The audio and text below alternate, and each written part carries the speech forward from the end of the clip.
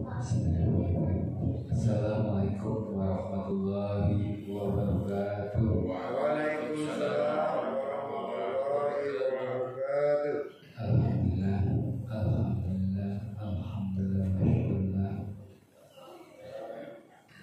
Puji syukur kepada Allah Subhanahu wa taala yang selalu memberikan nikmat Islam, nikmat iman, nikmat sehat, sehingga kita dapat memakan kaki kita untuk melakukan sholat subuh berjamaah. Kita salawat dan salam kepada junjungan Nabi kita, Nabi Rasul, Nabi Muhammad Sallallahu Alaihi Wasallam.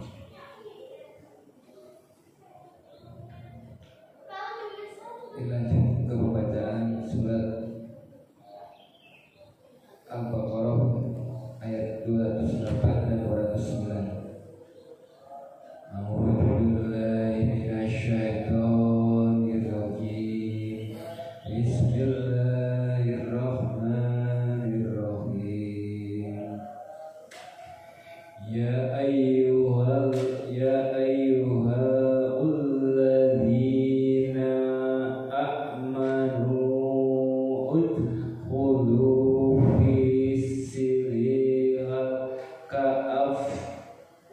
ka'affatan wa la tattabi'u khutuwati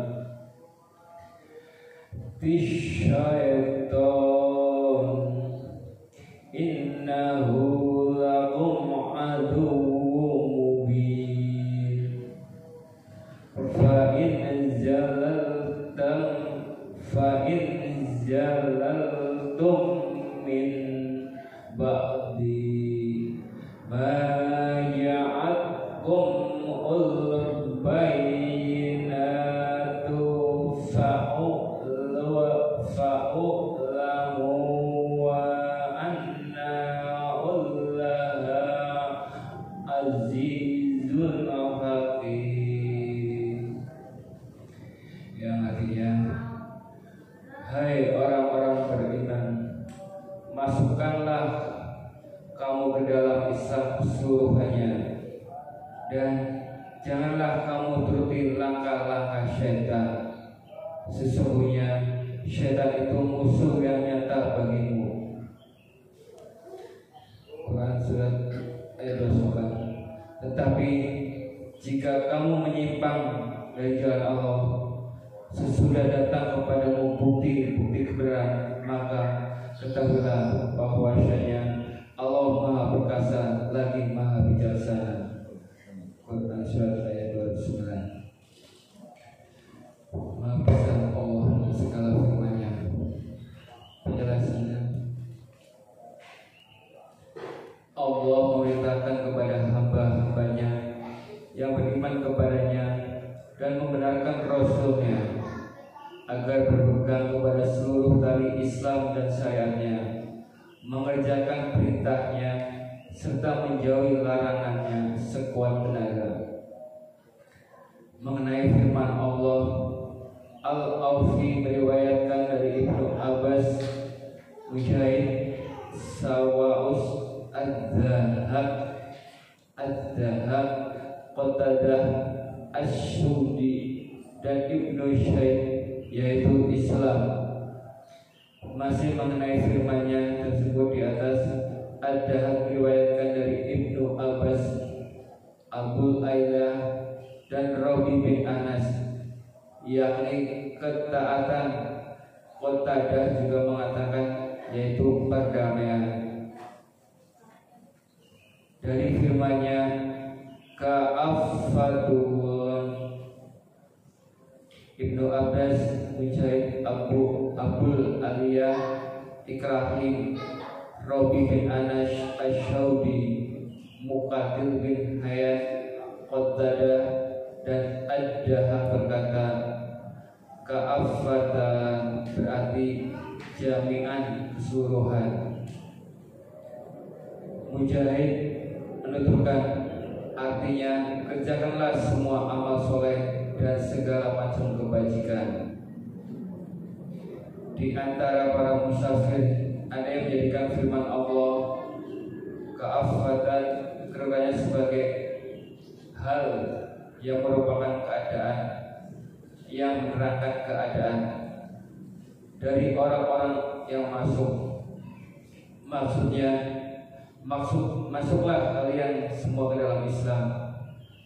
Dan yang benar adalah pendapat pertama, yaitu bahwa mereka seluruhnya diperintahkan untuk mengerjakan semua cabang iman dan syariat Islam yang jumlahnya sangat banyak sesuai dengan kemampuan mereka. Sedang firman-Nya wala tattabi'u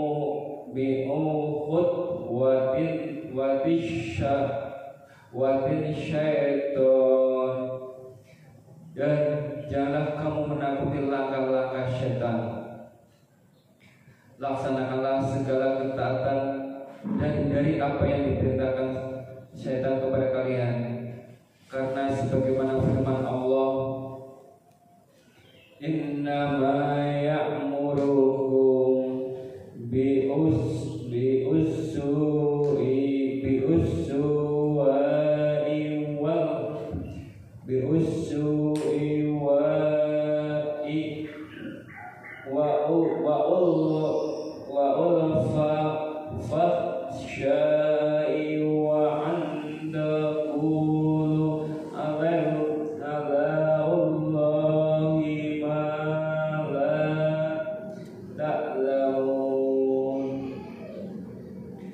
Sesungguhnya syaitan itu hanya menyuruh kamu berbuat jahat dan keji dan mengatakan kepada Allah apa yang tidak kamu ketahui. Al-Baqarah ayat 169. Untuk itu Allah berfirman, innahu lakum aduwwum mubin. Sesungguhnya syaitan itu musuh yang nyata bagi kalian. Mutraf berkata, hamba Allah yang paling lihai menipu hamba-hambanya yang lain adalah syaitan.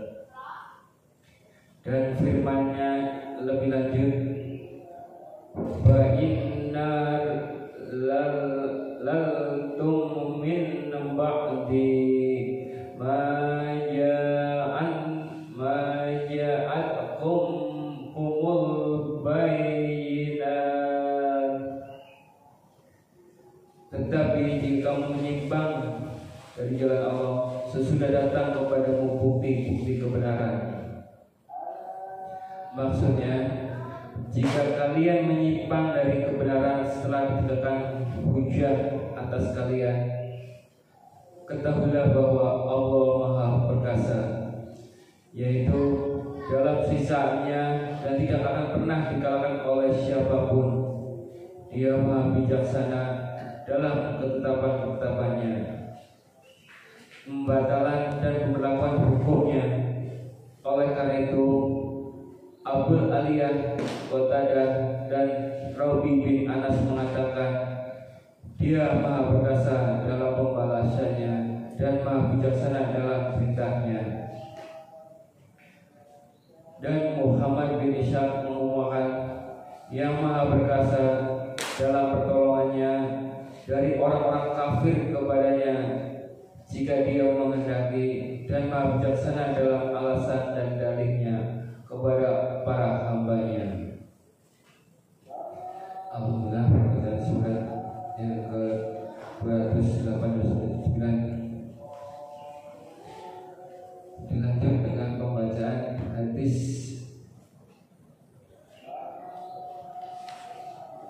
yang ke-17 dari Syahid bin Abdul Aziz meriwayatkan dari Rabi'ah bin Syahid dari Abu Idris Al-Hawalani dan Abu Za'ar, Zunub bin Sunadah dari Nabi. Dalam suatu riwayat yang diriwayatkan dari Allah Tabaraka wa Ta'ala bahwa Allah berfirman, Hai hamba-hambaku, sesungguhnya aku mengharamkan kepada diriku sendiri akan menganiaya, dan aku mengharamkan berbuat aniaya di antara kalian. Oleh karena itu, janganlah kalian saling menganiaya. Wahai hamba-hambaku, kalian semua tersesat kecuali orang yang aku beri petunjuk. Oleh karena itu, mohonlah petunjuk kepadaku, pasti kalian aku beri petunjuk. Wahai hamba-hambaku, kalian semua lapar kecuali orang yang aku beri makan, maka makan kepadaku, pasti kalian semua aku beri makan. Wahai hamba-hambaku, kalian semua telanjang kecuali orang yang aku beri pakaian, maka mohonlah pakaian kepadaku, pastilah kalian semua aku beri pakaian. Wahai hamba-hambaku, sesungguhnya kalian semua berbuat kesalahan pada malam hari dan siang hari, sedangkan aku mengampuni segala dosa. Oleh karena itu, mohon ampunlah kepadaku, pasti kalian semua aku ampuni. Wahai hamba-hambaku, sesungguhnya kalian semua tidak dapat membahayakan aku, maka seandainya dapat, tentu kalian semua akan membahayakan aku. Demikian pula kalian semua tidak dapat memberikan manfaat kepadaku, maka seandainya dapat, tentu kalian semua akan memberikan manfaat kepadaku. Wahai hamba-hambaku, seandainya orang yang paling awal hingga paling akhir dari kalangan manusia adalah jin semuanya mempunyai hati seseorang yang paling takwa di antara kalian semua, maka hal itu tidak akan menambahkan sedikit pun pada keagungan kerajaanku. Wahai hamba-hambaku, seandainya orang yang paling awal hingga paling akhir dari kalangan manusia dan jin semuanya mempunyai hati seseorang yang paling jahat di antara kalian semua, maka hal ini tidak akan mengurangi sedikit pun pada keagungan kerajaanku. Wahai hamba-hambaku, seandainya orang yang paling awal hingga paling akhir dari kalangan manusia dan jin semuanya berdiri di suatu tempat yang tinggi di atas bumi, lalu seseorang meminta sesuatu kepadaku dan masing-masing aku berikan permintaannya, maka hal ini tidak akan mengurangi apa yang menjadi milikku, melainkan hanya bagaikan mengurangi jarum bila dimasukkan ke dalam laut. Wahai hamba-hambaku, hanya semua itu adalah amal perbuatan kalian sendiri. Aku menghitungkannya untuk kalian, lalu aku memberikan balasannya. Maka barang siapa mendapatkan kebaikan, hendaklah ia memuji kepada Allah, dan barang siapa yang mendapatkan selain itu, hendaklah jangan menyalahkan kecuali pada dirinya sendiri. Hadis Said berkata, Abu Idris ketika menceritakan hadis ini dengan keadaan berlutut. Penjelasan, kami juga meriwayatkan dari Imam Ahmad bin Hanbal, dan ia berkata, tidak ada sebuah hadis pun bagi ahli Syam yang lebih mulia dari hadis ini. Ini merupakan hadis agung dan mulia. Ini termasuk hadis qudsi yang diriwayatkan oleh Nabi dari Allah. Intisari hadis 1. Buruknya kezaliman, dan sesungguhnya semua makhluk butuh kepada Allah untuk mendapatkan kemaslahatan dan menolong mudarat untuk urusan agama dan dunia mereka. 2. Sesungguhnya Allah senang hambanya memohon dan meminta ampunan kepadanya. 3. Kerajaan Allah tidak bertambah lantaran ketaatan yang dilakukan oleh makhluk, dan tidak berkurang lantaran kemaksiatan yang dilakukan oleh makhluk. 4. Sesungguhnya gudang Allah tidak akan habis dan tidak berkurang.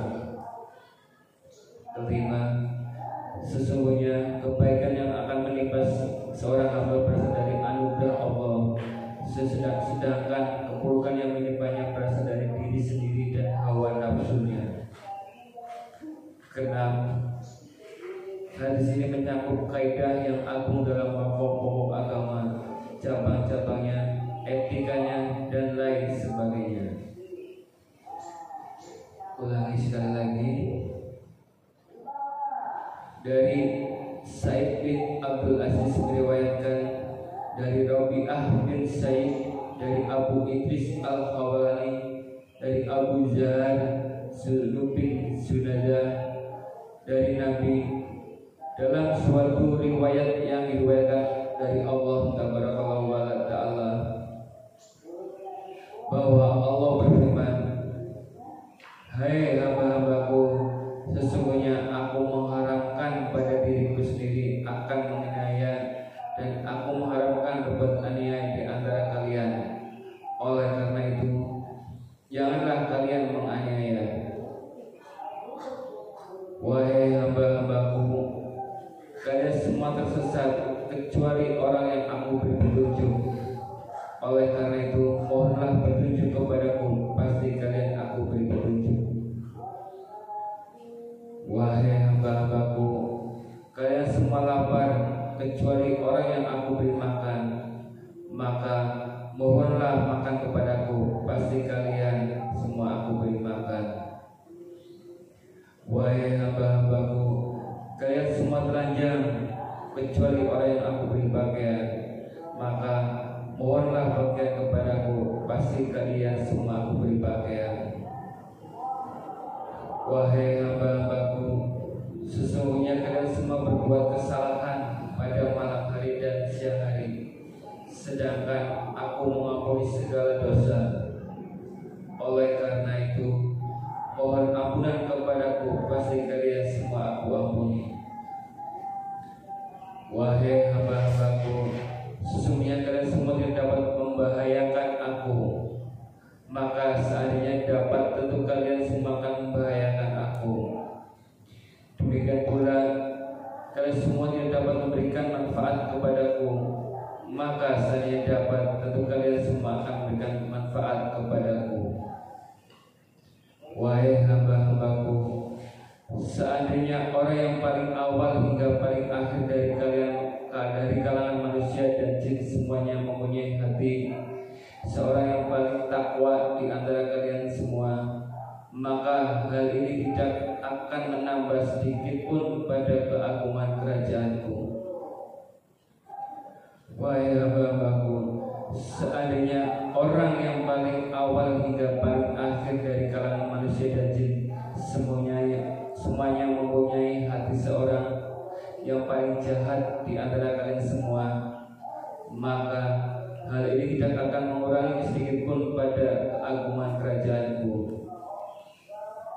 Wahai hamba-hambaku, seandainya orang yang paling awal hingga paling akhir dari kalangan manusia dan jin semuanya berdiri di suatu tempat yang tinggi di atas bumi, lalu dia seseorang meminta sesuatu kepadaku dan masing-masing aku berikan permintaannya, maka hal itu tidak akan mengurangi apa yang menjadi milikku, melainkan hanya bagaikan mengurangi jarum bila dimasukkan ke dalam laut. Wahai hamba-hambaku, hanya saya, semua itu adalah amal perbuatan kalian sendiri. Aku menghitungnya untuk kalian, lalu aku memberikan balasannya. Maka barang siapa mendapatkan kebaikan, hendaklah ia memuji kepada Allah, dan barang siapa yang mendapatkan selain itu, hendaklah jangan menyalahkan kecuali pada dirinya sendiri. Saya berkata, Abu Idris ketika menceritakan hadis ini dengan keadaan berlutut, hadis riwayat Muslim. Penjelasan, kami juga meriwayatkannya dari Imam Ahmad bin Hanbal, dan ia berkata, tidak ada sebuah hadis pun bagi ahli Syam yang lebih mulia dari hadis ini. Ini merupakan hadis agung dan mulia. Ini termasuk hadis qudsi yang diriwayatkan oleh Nabi dari Allah. Intisari hadis 1. buruknya kezaliman dan sesungguhnya semua makhluk butuh kepada Allah untuk mendapatkan kemaslahatan dan menolak mudarat untuk urusan agama dan dunia mereka. Kedua, sesungguhnya Allah senang hamba-hamba yang memohon dan meminta ampunan kepadanya. Ketiga, kerajaan Allah tidak bertambah lantaran ketaatan yang dilakukan oleh makhluk dan tidak berkurang lantaran kemaksiatan yang dilakukan oleh makhluk. Keempat, sesungguhnya gudang Allah tidak akan habis dan tidak berkurang. Kelima, sesungguhnya kebaikan yang menimpa seorang hamba berasal dari anugerah Allah, sedangkan keburukan yang menimpa berasal dari dirinya sendiri dan hawa nafsu. Keenam, hadis ini mencakup kaidah yang agung dalam pokok-pokok agama, cabang-cabangnya, etika dan